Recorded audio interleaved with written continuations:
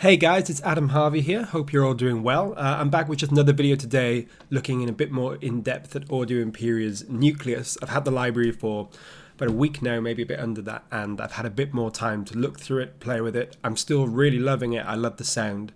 And I wanted to show you guys today a mock-up I've made of quite a well-known piece of music by Michael Kamen. It's the Robin Hood theme. It's also used, I think, as the Disney theme or for the Disney logo. So it's one of those pieces of music that you'll probably know even if you don't know where you know it from.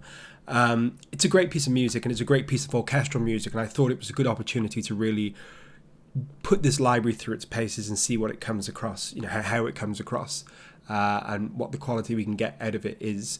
So I shall show you in just a few seconds the results that I've got. This is kind of mixed. I mean, I haven't done a huge amount to it, but you know, I've done a little bit of work just to process and compress some parts of it, and just to give it a little bit more sort of life and body in places, but really very minimal.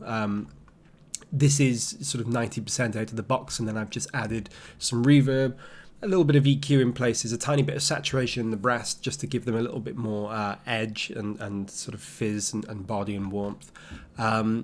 But yeah, that's it. The only other thing that I've added are two free instruments. The Spitfire Audio Labs dulcimer and a free guitar. I'll have to double check what that is. Oh, here we go. So it's the AGML2, the Ample Guitar 2 Lite. So it's the Lite edition.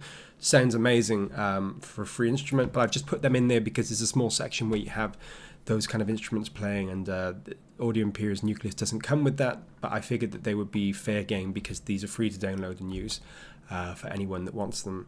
So there we go. So without further ado, I shall play this, and then we'll go through a little bit more detail as to how I got some of the sounds and some of the techniques that I personally use to try and get some more realism and some more craft into the actual pieces. So here we go. This is the Robin Hood theme by Michael Kamen.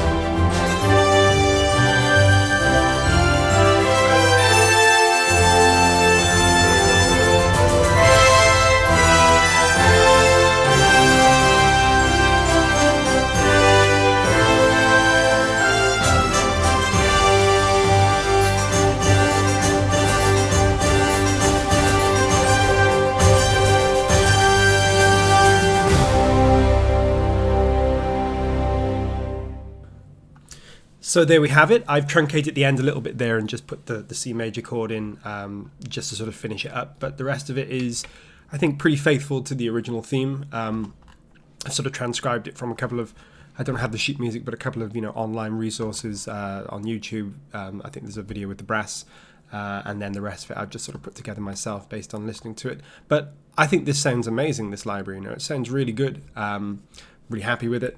It has that, as I said I think in the previous video, that kind of bright Hollywood sound that you're looking for, and it's surprisingly versatile, even though most instruments have relatively few articulations.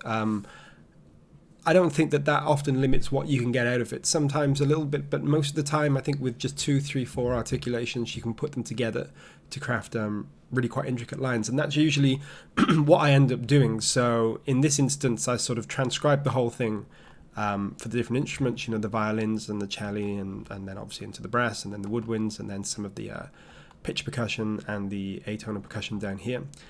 And then what I've done is I've added copies of the horns and the trumpets, and in those copies I've been able to put the different articulations together to create more intricate lines. So I can see if I can give you an example here. Here's the trumpets, number 1.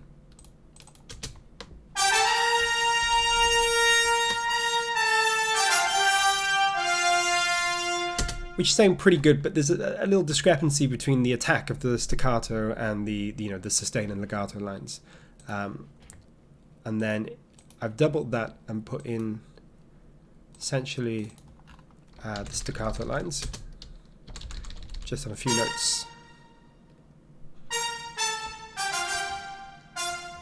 So that sounds a bit weird on its own, but when you put them together, it just helps to kind of even out the tone of the two, or the one line, by putting it across 2 different articulations. So here they are together.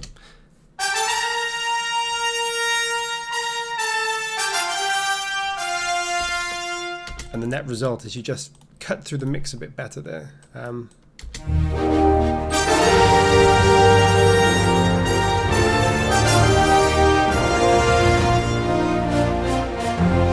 So yeah, with a little bit of work, you can usually craft, much more intricate lines, and that's really all I've done. I've just loaded 2 copies of the trumpet, and then I've literally doubled them, and then I've just used different articulations and blended them together with some mod wheel.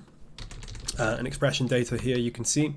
So I'm just using this to craft the lines. These are the key switches, and then up here are the lines themselves. It's all pretty much sustain and the staccatissimo, and then there's a little bit of legato, I think, in one of the trumpet lines as well. It's usually brass that you end up doing this with the most, because brass, there's the most discrepancy between the attack and the sustain on the legato over brass. I haven't done it in strings or anything because they're all sounding pretty great without any of that. I can just solo the strings and give you a little bit of the strings on their own. Let's just have a look.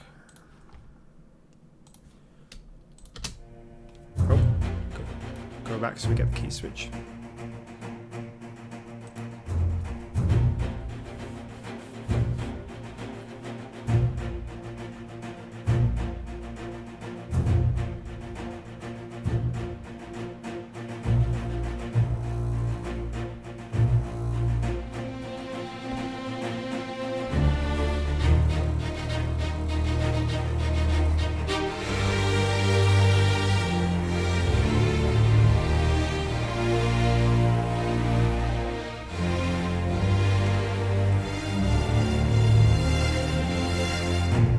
So they don't sound that realistic on their own, but at that point in the composition, they're really just sort of supporting the brass.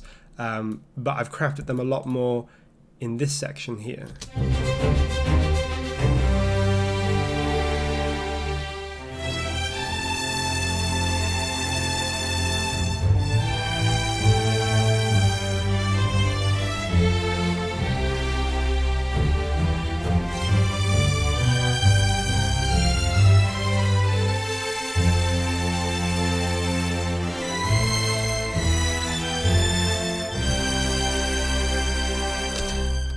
So they sound a lot more intricate there because that's where they're really singing and they're really taking the lead at that point. And I've left in a couple of imperfections with the playing, and a couple of sort of tiny mistakes, because I often think they work really well.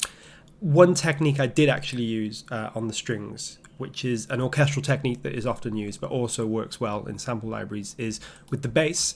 I do have a second copy down here, and really all I've done is just added a pizzicato to the staccatissimo basses. You often find that in scores anyway, but it just helps to give a sort of slightly more, obviously more of a pluck, more of an attack to the line, and also rounds it out because the pizzicato tends to have a sort of fuller body sound. So I can just show you a little bit on their own.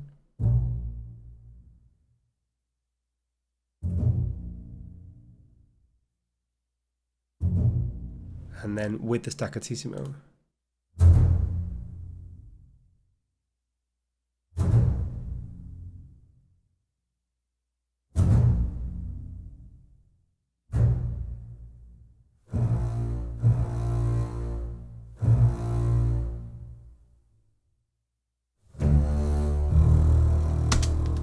There you go. So yeah, just again, it helps the bass to cut through the bit mix a bit more. I don't think I do it the entire way through the track, but on certain notes here and there. Yeah, and then I just have these free instruments here, which are just adding some support in section, the Spitfire Labs dulcimer, because there sounds like there's a dulcimer or some kind of instrument similar to that in the original score, and then the guitar, and they're just adding kind of these ostinato support lines.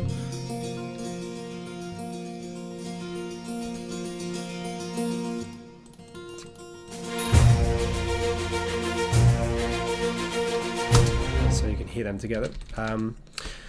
Yeah, I mean, I don't think there's an awful lot more to go through really in terms of tips and techniques. If you guys did want a more in-depth video about how I created this and create my other compositions and mock-ups, I'd be happy to do one. But with this one, I think all the sort of slightly more innovative techniques I've gone through, and they're really, again, pretty straightforward. It's just layering different articulations, and of course this is sort of because I was looking to road test Nucleus, I've kept it just to Nucleus apart from these small selection of free instruments doing the sort of pitch percussion lines. But ordinarily I would use different sample libraries and layer them up to get the articulations and the sounds that I may be missing from one.